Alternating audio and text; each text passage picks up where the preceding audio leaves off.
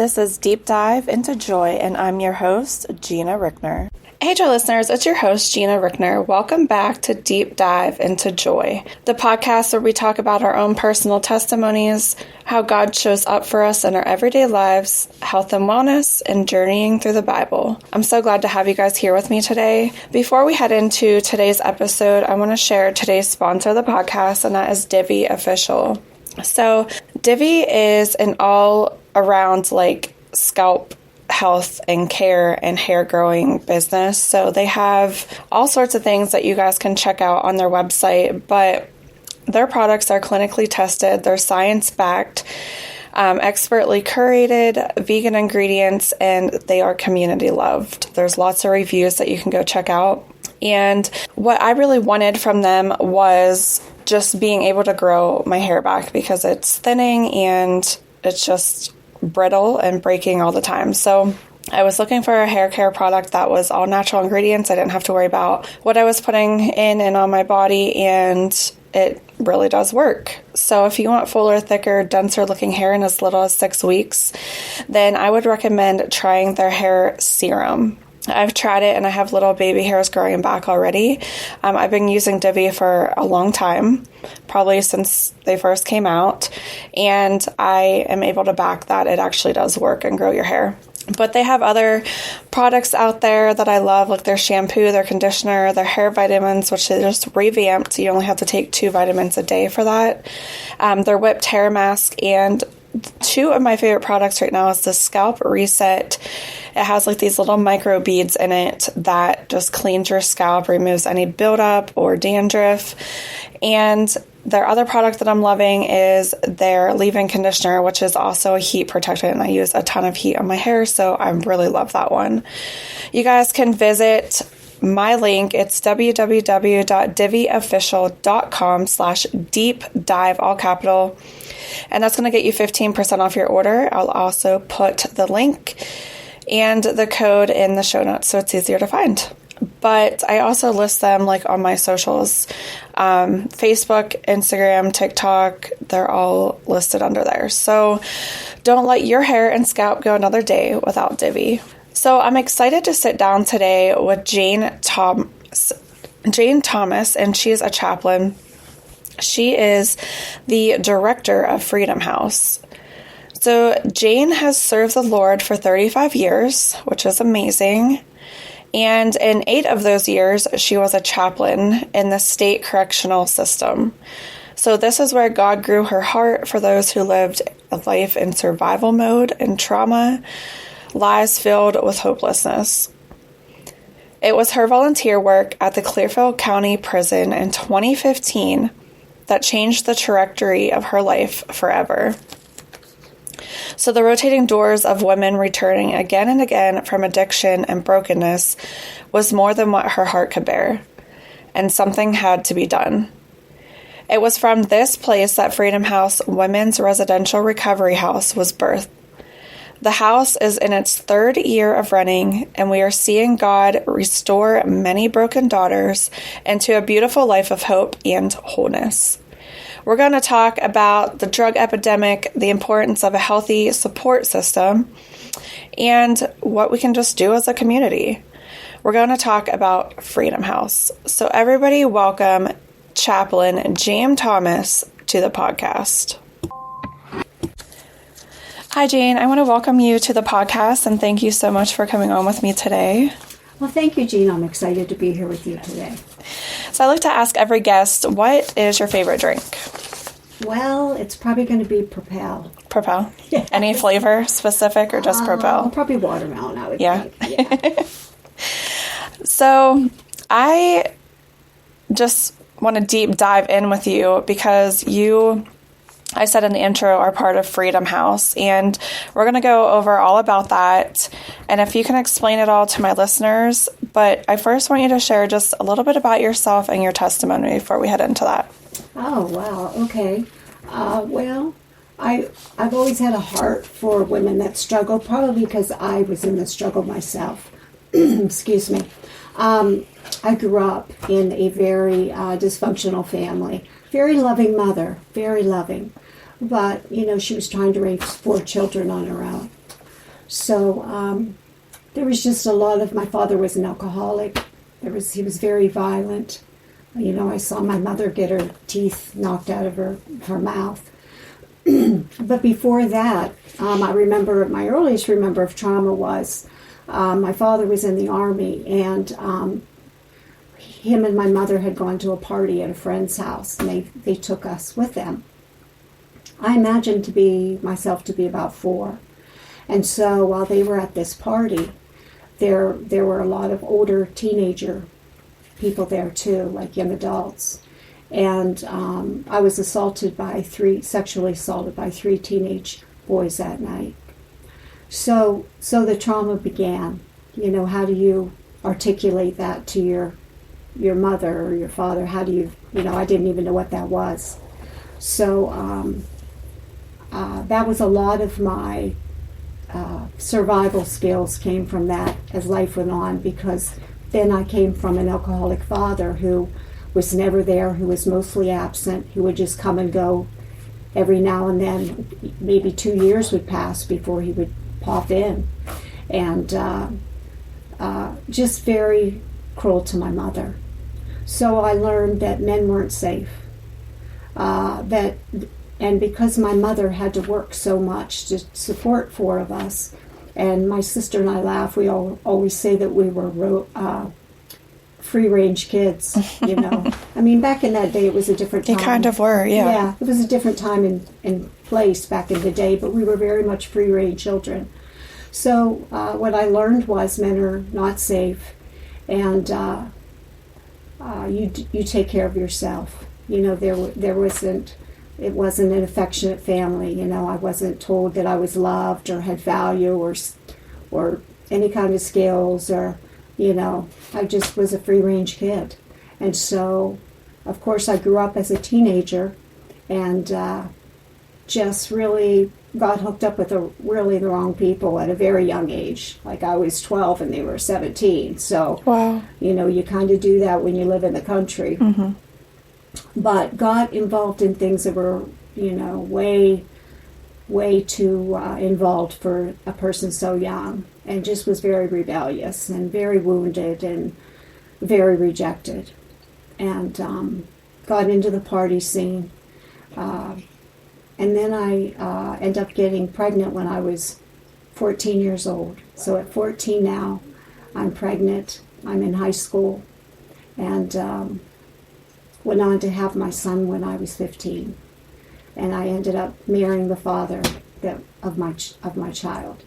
And so by the time I was 17, I had 2 children, and, you know, a wrecked marriage. What are you going to have a marriage at 15 when, yeah, you know, you're both broken? Yeah.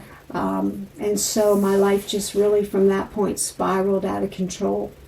I got involved in a lot of drinking. You know, I did a lot of speed. I smoked a lot of weed and just was in survival mode, living for my weekends, because, you know, I was heartbroken over my broken relationship, and because, you know, for those of us, many of us who come out of trauma, all we want is a family. We Mm-hmm. want a family so desperately, but I absolutely lack the tools to be able to make that successful. There was not a tool in my tool belt that I would have been able to pull out and make anything work. So I just went on this downward spiral. When I was 18, I tried to take my own life because I was just filled with self-hatred and disappointment of myself, self-rejection, just in this black abyss of depression, because I just couldn't see a way in my life that I felt like a horrible mother, that I just was filled with shame. Anyway, it was a couple years, maybe a year or 2 after that, and this little voice said to me, I just had an inventory of my life. Jane, if you want something different, you're the chaos in this scenario. That's so true. You're the chaos. And if you want something different, you're going to have to change some things. Mm-hmm.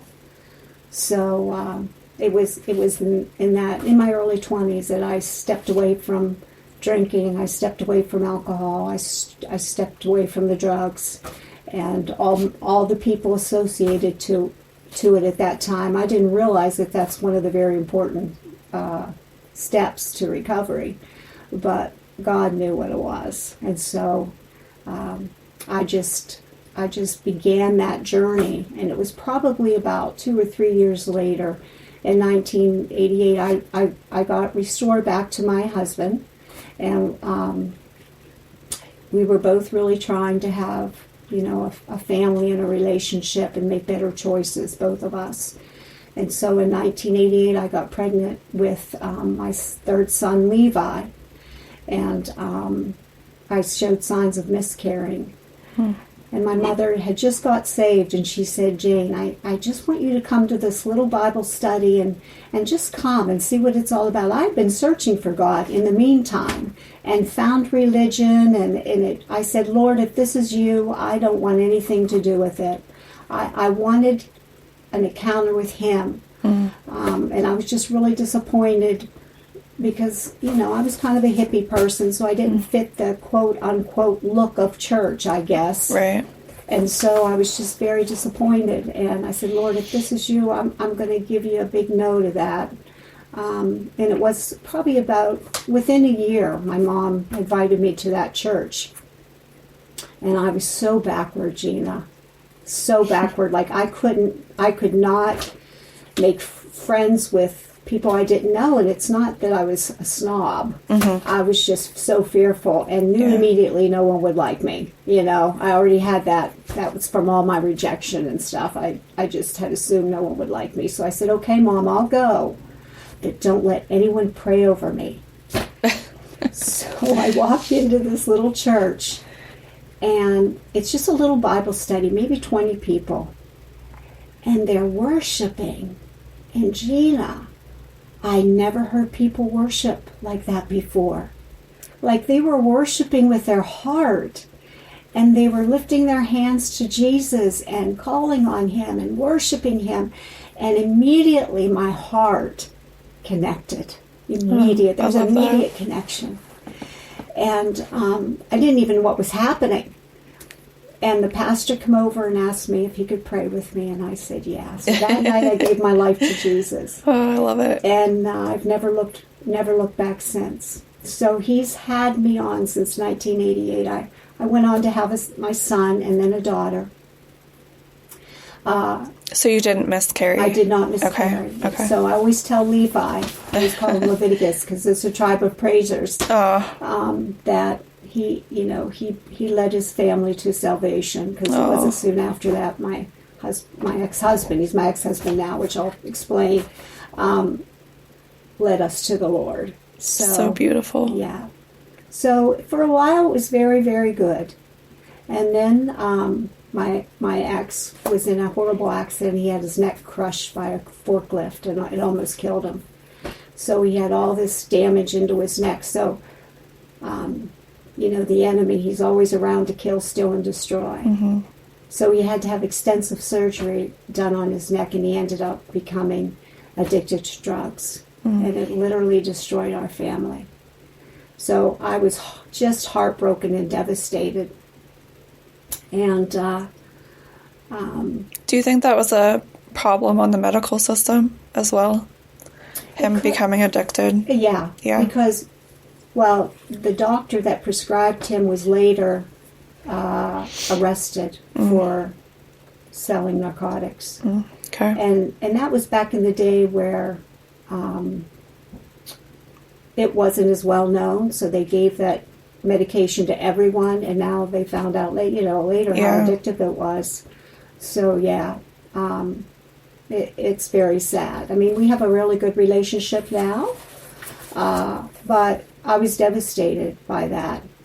And in the meantime, I just got accepted into nursing school, and I was so excited. I wanted to be a nurse all my life, and I was feeling the Holy Spirit tell me no, and I would stand up at the altar and cry because I didn't understand why. A nurse is a beautiful thing, and I always wanted that to happen for me. And finally he said, Jane, I didn't call you to be a physical nurse. I called you to be a spiritual nurse. So I knew he was calling me into ministry then. And he said, I need you to get your license, because where I'm sending you, it's not that I require them. I don't require them for you to go and bring the kingdom in. But he said, where I'm going to send you, you'll need them. And so sure enough, it wasn't long after that the doors to the state prison system opened up, and I began my journey then working with people in the prison system, which is where I met my husband now. Mm-hmm. And so together, that's what we do. We work with people that are incarcerated or in prison.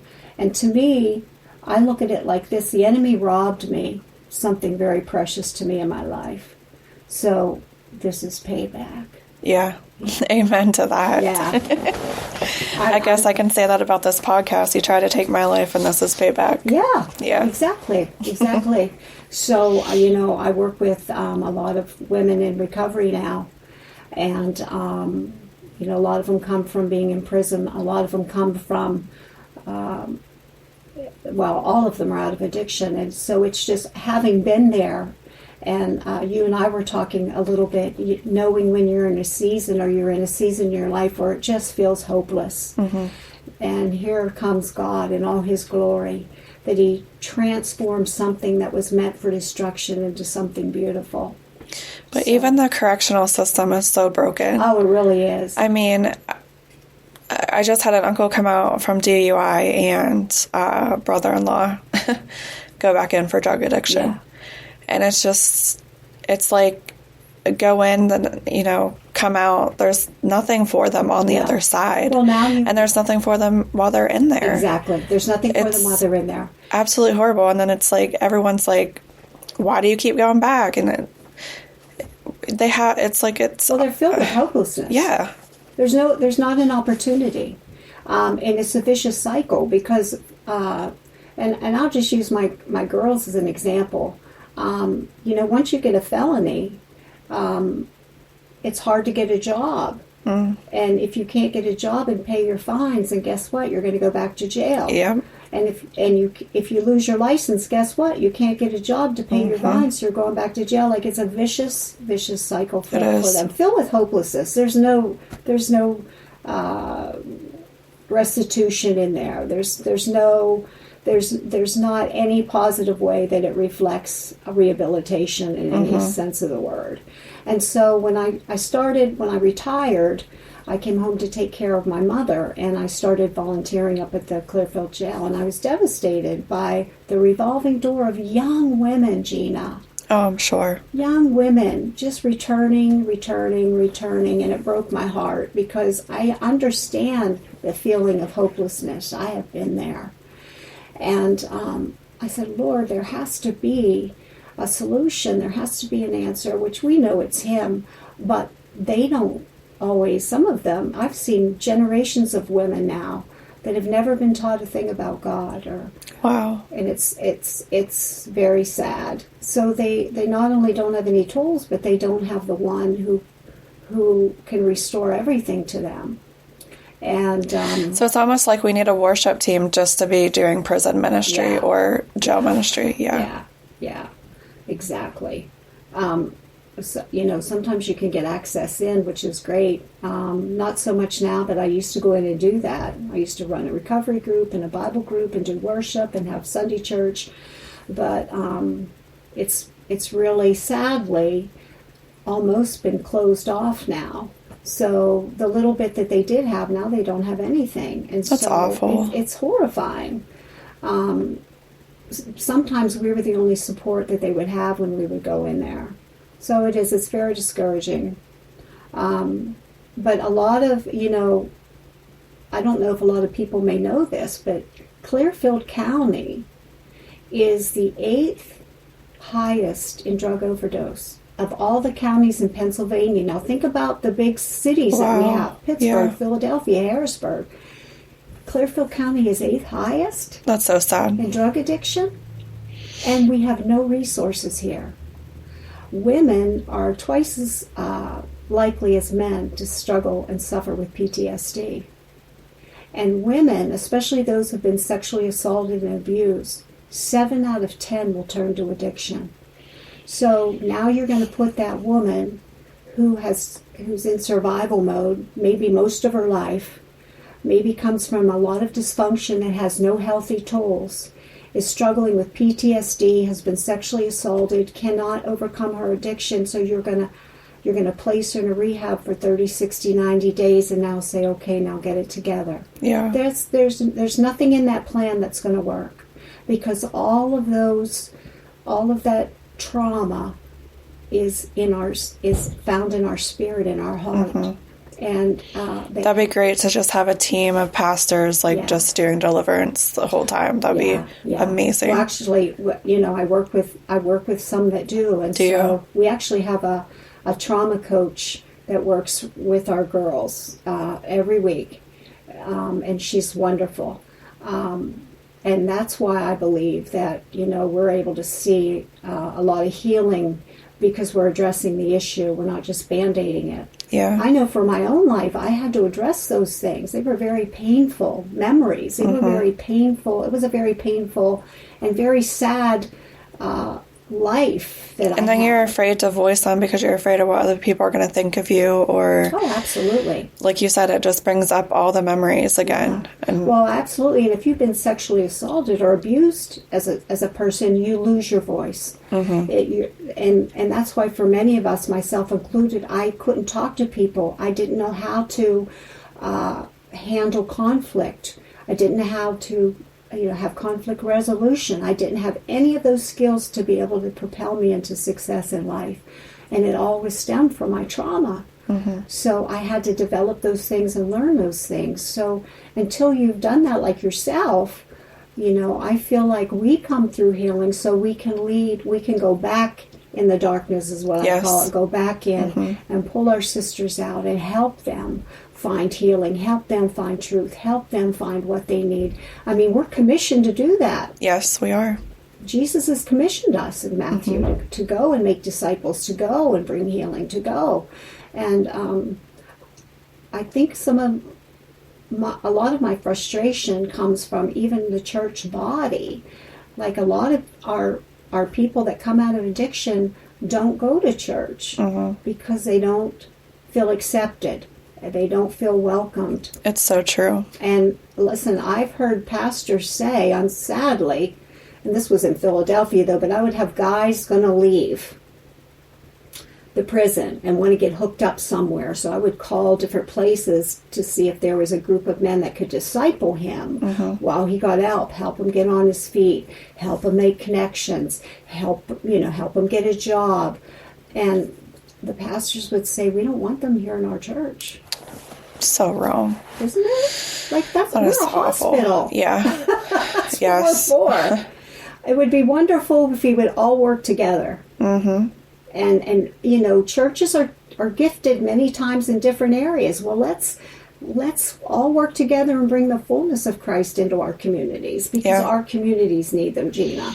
I almost felt too, like I was thinking a long time ago, just it would be amazing if churches would be equipped with like a mental health coach or just something along those lines. Yeah. Just to be there to help people. Yeah. I have an example. I had one young lady who I kept seeing every time I would go in, and she was trafficked at 12 years old. Like, people don't understand what goes on in our communities at 12 years old. And watched her little sister, her father, kill her little sister. So can you imagine the trauma behind this beautiful young girl who had lost her children? She struggled with addiction. And she had no means to have success because she didn't even have a good support team around her. So we finally won her favor. She went to a rehab for 6 months. So she went for 3 months and then did a step-up program, and then she came with us. So in 1 year, Gina, 1 year, she got her GED, she got her driver's license, she got off parole, she got a job making $20-some an hour with benefits. She never had a job like that before.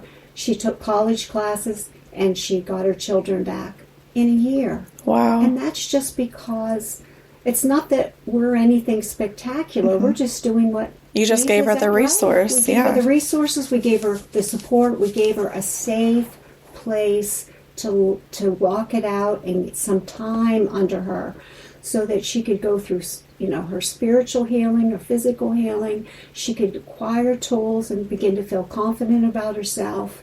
And really, that's all it is. There's no quick fix. And that's the only thing that's going to break the cycle. So the trafficking, was that in Clearfield County? Was she... Yes. Yeah. Do you know much about that? Like signs to look for, anything along those lines that we can be watching for, like in our own communities? Well, there's a lot of stuff like up at Clearfield, up at the hotels by the interstate. Okay. Actually, we were up there one day, and I was with a friend. I have a friend who works specifically with trafficked women. She has a ministry, and that's all she does. And I was actually with her that day, and there was a woman in the room with a guy. The door was open, and she said, "Jane, that woman's being trafficked right now." So she got her attention. You have to be careful because her pimp was there, and she went over and slipped her a card and said, "If you need help, you call this number and we can find a way to get you out." Wow. But there's just, we're not exempt from it here. No, and that's so scary. Yeah, we're really not exempt. Maybe I can have her on. I would love to talk about that more, just to get more wonderful. Awareness out there. Her name is Paula Millsaps, and she just has a beautiful heart. She's very fierce. Like, she's very serious about what God's asking her to do in this day and time. I'll have to make that connection for you. I'd love just to get more awareness out there. Yeah. So, we're here, you're here, I'm here. God planted us right here in this day and time to bring his light and hope and healing to this community. I always love that we are made for a time such as this. And you know what I love to think about? It talks about in Ephesians how the Father has given us every spiritual blessing from heaven through Christ Jesus. Like, we are so empowered for success for the kingdom here. I wish people, and I think that's part, because I remember where I was when I first got saved, and there's just, we don't have the faith to believe that. We look at our imperfections and think, that's what's going to mess it up for us being used by God. But it's not about us. It's about him. He just needs a yes. Yeah. And he's willing to use whoever's raising their hand. I love that you said that, because our past season was almost all about that. Just saying yes. Yeah. Yeah. You don't have to have You don't have to be equipped. Yep. You don't have to have it figured out. In fact, it's going to change. You can bet it's going to change as you go along. Yeah. Maybe he's going to say, "Oh, that's not really where I wanted to." Yeah. Actually, we're walking over here. I just couldn't show you that big picture back then. Yeah. Yeah. So, anyway, we have a lot of good things to do. Another big problem I see in our community is homelessness. I get so many calls for homeless women, and I can't take them because homeless women come with addiction many times or undiagnosed mental illness. Like, I just can't bring them in to my center because our girls have been clean for sometimes over a year. Wow. And I have children in our center. We work with CYS so that there's reconciliation with the children. So we have a young mom right now whose little guy lives with us. He's really sweet. And her older kids come on the weekend. That's great. That's just so great to hear that. She's right now getting ready to fly and get her own place. So awesome. She's doing wonderful. She's a manager over at Penn State. So look what God did for her, restoring her. But so I can't take in women that are just homeless. I can't, and put my girls at risk. But I'll tell you what's frustrating, and you might have thought of this. How many churches do we have in our community? Let's say 50. These are the people that we're supposed to be helping. Yeah, let's just say 50. Can you imagine if we all worked together, renovated one of these many empty buildings, and worked together as a team to provide a place for homelessness? Wow. Yeah. I agree. That's a pretty radical thought, isn't it? Yeah.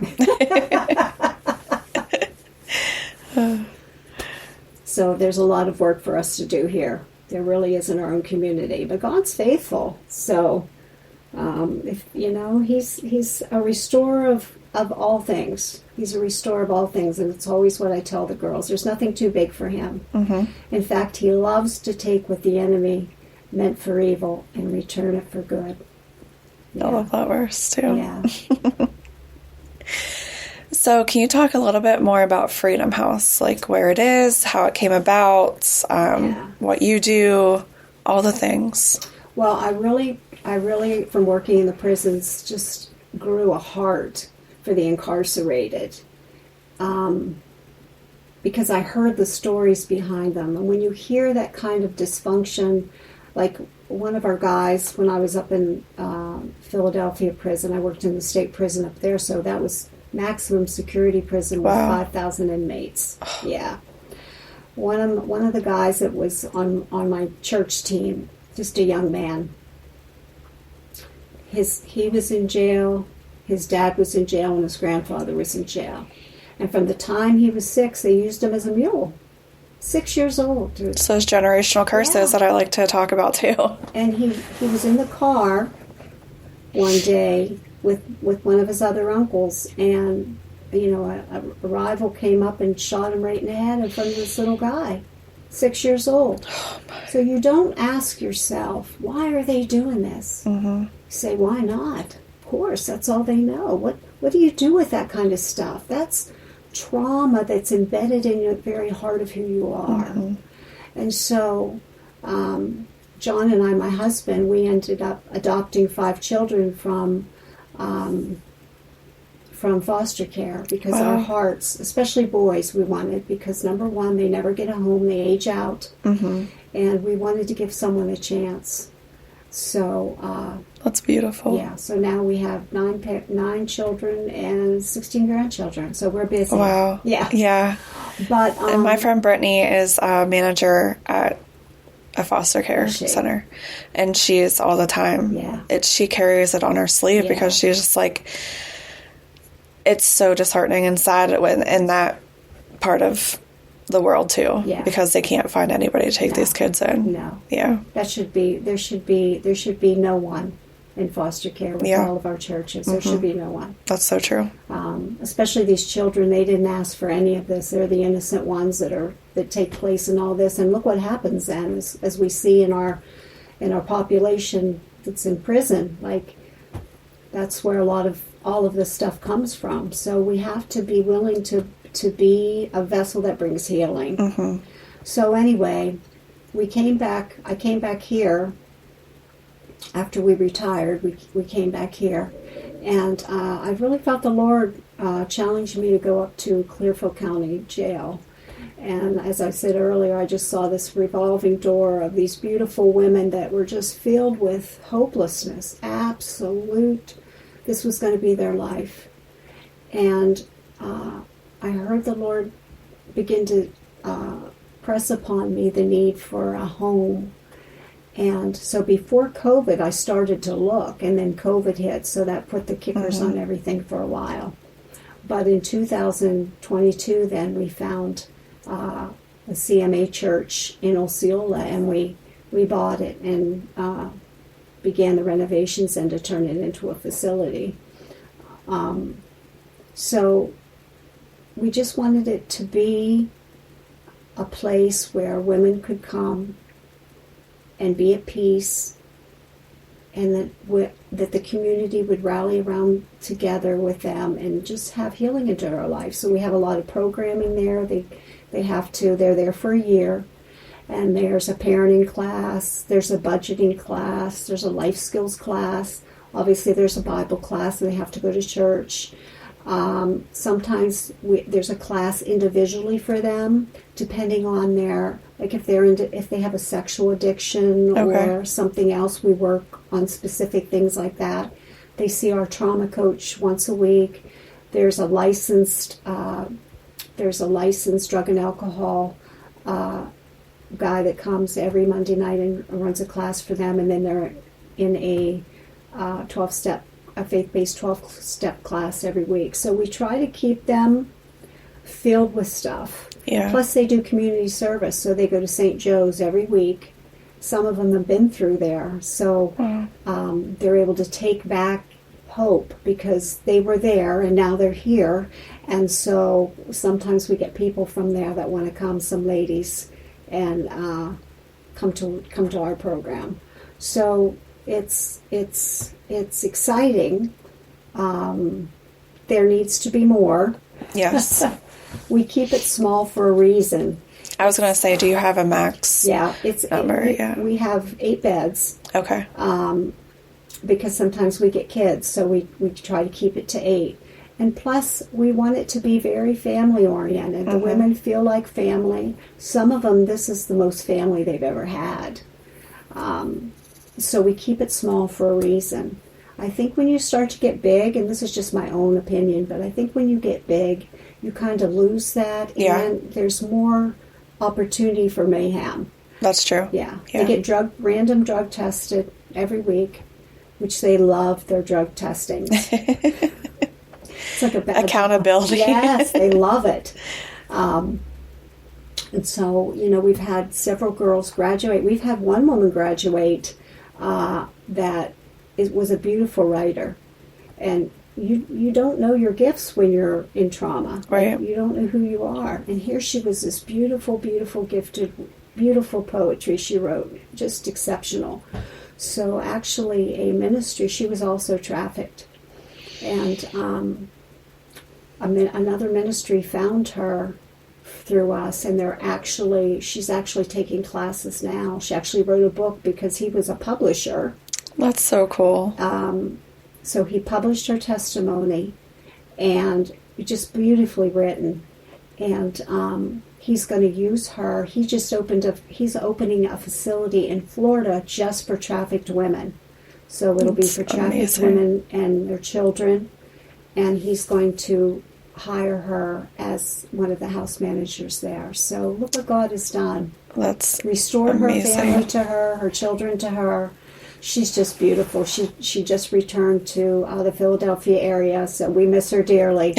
But she's just doing phenomenal, and that's the beautiful gift, Gina. Yeah. When you can see hope and joy and life, and the countenance of God fill these women, it's priceless. Like, I would never need anything else in this world, because just being able to witness that and see and feel and hear their words change from hopelessness to life and see their life take off and be filled with such goodness is priceless. It really is priceless. So we just want to be able to continue what we're doing, and we have wonderful volunteers that come.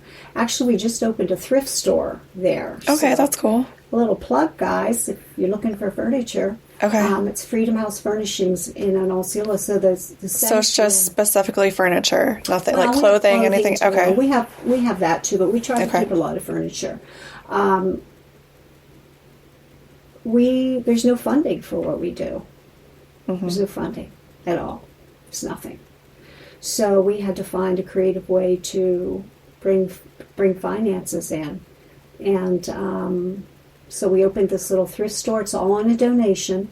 Everything's a donation, and it's really been helping us sustain what we're doing. So far, so good. Okay. Yeah. Can people donate money to you? Is that okay? They can donate money. They can. Where do they do that at? They just bring it to you? We have a website. It's freedomhousecc.com, and on there is a what do you call that? I don't know. Donate icon, maybe? Yeah, I don't donate know. icon. You can hit that, and you can donate there. Okay. Or you can just write a check to New Life Ministries. Okay. Or come and shop with us and make a donation. But you know what? The community has been wonderful. At first, they were a little hesitant, and I understand. Yeah. I understand why. I mean, we have children. There's children on the block. I so get it. But once they were able to see that this wasn't a rehab, it's not a drug stop hit where people come in and out, and you have people visiting. We have a lot of restrictions on the girls. There's a lot of rules. The kids can't go off and do what they want to willy-nilly. But once the community saw how well they were doing, our communities have been wonderful, Gina. They support us. So they shop at the store. They come in and visit. They bring stuff in for donations. Our community has been wonderful, and the girls love it because they feel loved. Mm-hmm. Like, here's these strangers giving to us. Yeah. Wow. It makes them feel like they matter and that maybe they do have a purpose. You know? So it's a beautiful thing to watch women supporting women. It really is. It is beautiful. Well, Jane, I thank you so much. You really are doing God's work, that's for sure. We got to be the hands and feet of Jesus. We do. So, I'd like to end with these 3 questions to all of my guests. What is your favorite Bible verse? It could be of all time. It could be in this season. Whatever you want to share. In fact, I was ready for that. I love James 1:27, but I like the Passion Translation version. Okay. So the Passion Translation says, true spirituality is pure.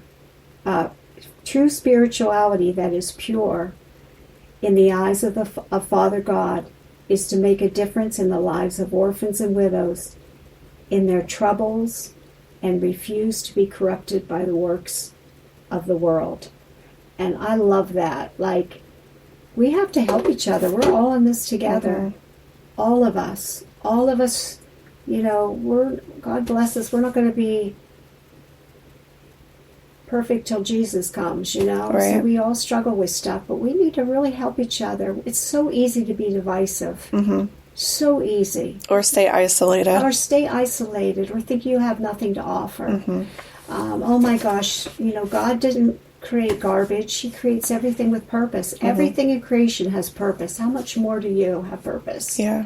So we're just hoping people find their purpose and want to be a part of God's Great Commission. We're on assignment. We are. We're on assignment. And if you could tell your younger self one thing, what would that be? Oh my gosh, my younger self. Ask for help. Yeah. We have so much trouble doing that, don't we? Ask for help. Even asking our Father for help. Yeah. Yeah. And what legacy would you like to leave behind? An army of healed women. Mm. An army of healed women empowered by Jesus to go back in the darkness and bring out their broken sisters. Yes. I hope to duplicate that. Amen. Yeah. All right, so let's have a little bit of fun. I like to do rapid fire just to end the episode. What are you doing? So, are you coffee or tea? I'm coffee. Coffee. One word to describe God. Mighty. Good one. Favorite way to decompress after a hard day? Crossword puzzles. Oh. I used to do word search all the time. Yeah. I like to detach. Detach. Yeah. Yep. Favorite vacation spot? The mountains. You just said you got back from Tennessee, I right? love the mountains, girl. Yeah. It is beautiful there. One thing that fills your cup instantly. Worship. Yes. Amen. And if your life had a theme song, what would it be? Lord, you're beautiful. Oh, I love that. Isn't that a beautiful song? Yes. Yeah.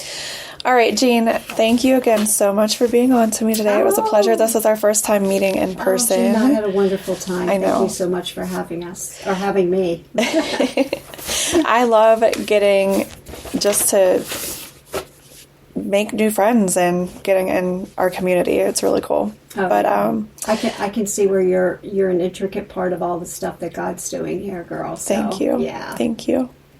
But I love getting this kind of stuff out to our community too, just to let them know that there are some resources out there. Yeah. We want more, but there are some out there to help other people. And I really do hope that this helps the community just to learn what is out there. Yeah. And it's part of the reason why I do this is just because I think there are a lot of people that need the help. and they don't know that it's available to them, or, Yeah. So I love that these kind of ministries exist in our little town, and I'm sure it's going to be helpful getting this information into the hands of our local community. I will list everything in the show notes, every way that they can donate, where the actual Freedom House is located, the website, all the things, just to make it easier for finding the contacts. But if you're interested in coming on the podcast, you can join me as a guest. You can reach out to me on socials at gina.richner or gmrichner@icloud.com. I would love to have you.